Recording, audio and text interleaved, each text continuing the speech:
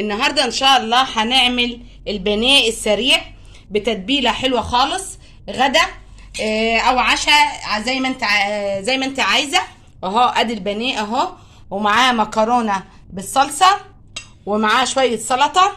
هنشوف الكفر بتاع البانيه بتاعنا اهو متماسك ومش بيفك معانا اهو اهي، وطريه اهي زي ما انتوا شايفين اهي. شايفين المنظر والشكل، الريحه خطيره. هندخل الفيديو ونشوف البانيه بتاعنا ده عملناه ازاي. السلام عليكم ورحمه الله وبركاته، معاكم اسرار ست البيت. النهارده ان شاء الله هنعمل البانيه. انا عملته معاكم قبل كده على القناه، النهارده هعمله بطريقه برضو خفيفه وسريعه. هنعمل كل التتبيله مع بعض في طبق واحد. مش هنعمل البيض لوحديه ولا اللبن لوحديه، لا، هحطه كله على بعض بنفس التتبيله الواحده.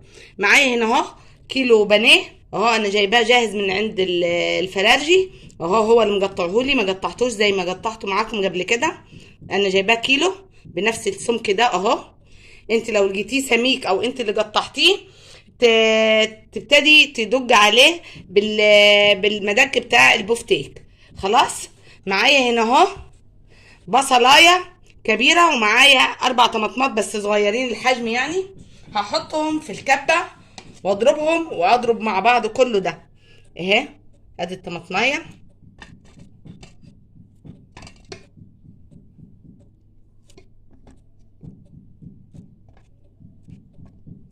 اهي،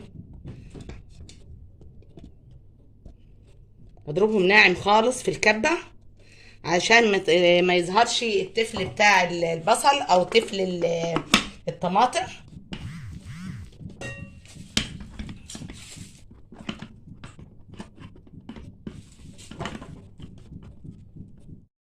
حطيت كل التوابل مع بعض او البصل والطماطم، وهبتدي افرمهم ناعم.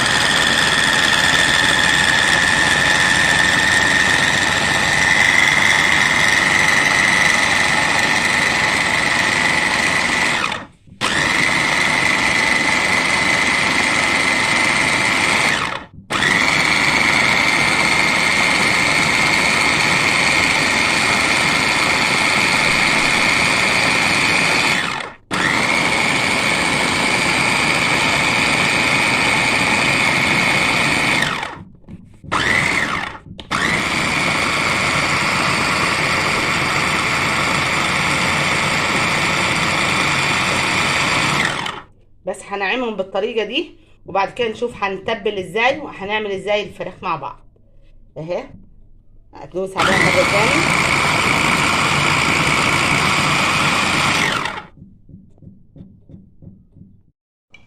اهي.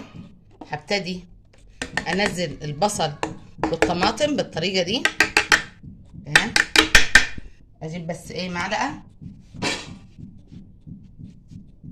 اهي، انزل كل التتبيله بتاعتي اللي انا فرمتها في الكبه بالطريقه دي. بعد كده احط التوابل بتاعتي. معايا هنا ملح، بابريكا، فلفل اسود، معايا هنا اهو كزبره ناشفه، معايا هنا مرق الدجاج يعني طحناها خالص، معايا هنا توم باودر. خلاص.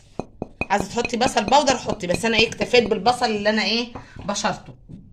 ومعايا هنا اهو عصر ليمونتين.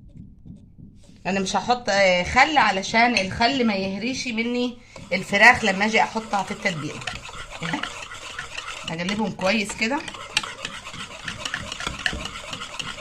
بعد كده احط حوالي كوبايه رايب اهي، يعني الجزازه الصغيره دي تطلع كوبايه. لو ما عندكيش رايب ممكن تحطي لبن او تحطي زبادي، بس الرايب بيخليها طريه كده وحلوه خالص معاكي، ما بتبقاش ناشفه اهي. تفرمي البصل والطماطم كويس خالص عشان ما يبقاش فيه تفل كده اهو، وينطر منك التتبيله بتاعتك اهي البقسماط بتاعتك ما ينطرهاش معايا. هنا بيضتين، بيضتين كبار اهي. قلت لكم انا كله هحطه على بعض اهي، وهسيبها حوالي ساعتين. لو عايزه تعمليها من بالليل اعمليها، تبقى حلوه خالص كمان لو عملتيها من بالليل. هسيبها حوالي ساعتين وبعد كده ايه نتبلها مع بعض بالبقسماط ونجليها مع بعض. هحط كل الفراخ بتاعتي اهي اهي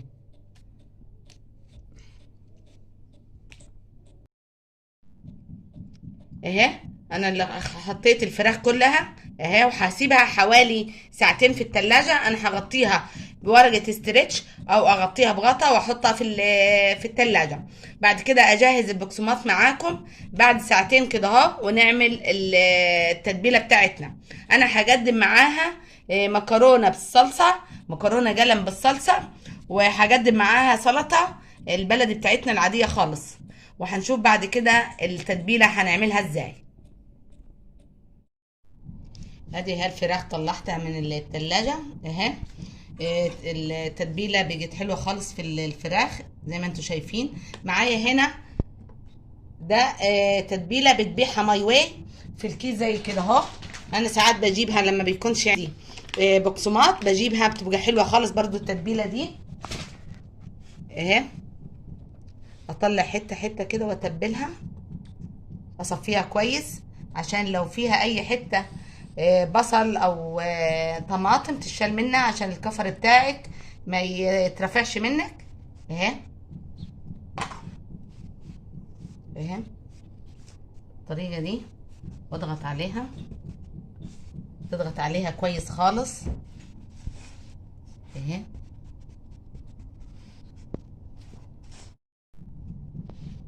من غير ما نعمل خلطة البيض باللبن ونحط في البقسماط بعد كده. دي سهلة خالص، تحط التتبيلة كلها مع بعض وبعد كده تنزليها في البقسماط وتحمريها على طول او تحطيها في التلاجة حوالي ربع ساعة. شايفين اهي متماسكة خالص اهي. نتبل واحدة واحدة كده. انا حاطة على النار الطاسة اللي هحمر فيها اهي، وحاطه برضو ميه عشان اسلق المكرونه. زي ما قلت لكم انا هعمل مكرونه بالصلصه، عملناها مع بعض قبل كده برضو، يعني مش محتاجين ان احنا نشوفها اهي. هنفضها برضو كويس كده اهي.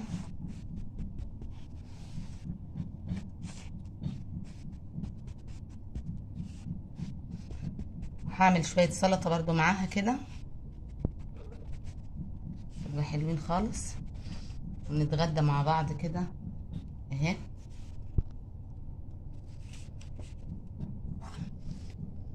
اشوف واحده تاني اهي.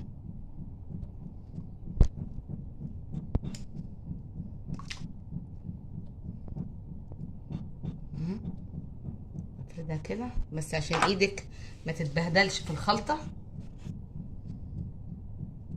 ممكن تشتغلي بايد والايد التانية تحطيها في الخلطة عادي اهي، وتضغطي كده، تضغطي كويس خالص علشان حتة البانيه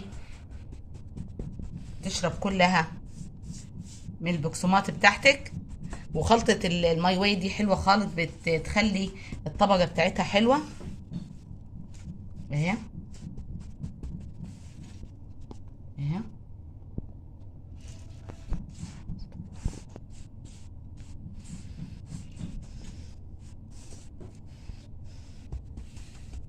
بعد كده اخلصهم كلهم ونروح نحمرهم مع بعض اهي. اخر حته اهي معاكم، واكمل انا الباقي ونحمره مع بعض بعد كده في زيت غزير سخن اهي. تنفضيها كويس اهي اهي. اعمل انا الباقي وبعد كده نحمره مع بعض. اديني حاطه اهي الطاسه على النار، هشوف الزيت غلى ولا لا. اهو غلى اهو. بسم الله الرحمن الرحيم. اهي هنشوف الكفر حلو خالص وثابت، ما بيجفش اهي.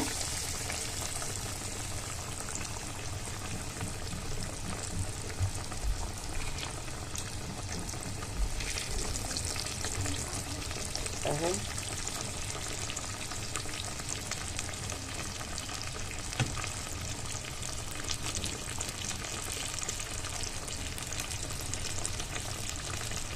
هنشوفه كده اهو، هيطلع حلو خالص معايا.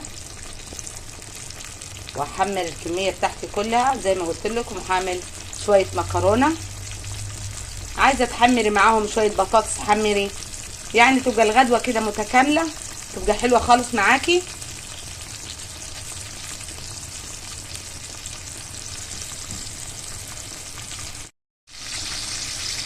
اهي بدات تحمر معايا اللون الذهبي الحلو ده،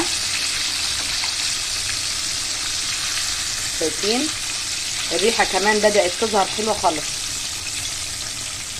اهي هبدا اطلع.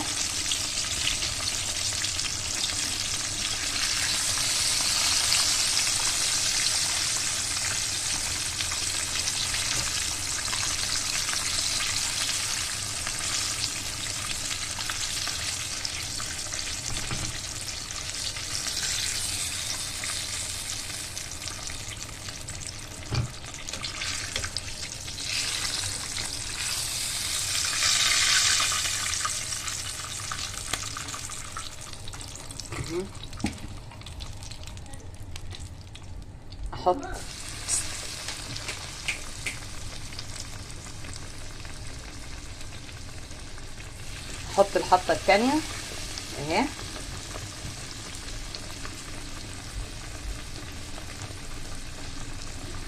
اهي شايفين اهي، ادي اللي طلعناهم اهو اهي.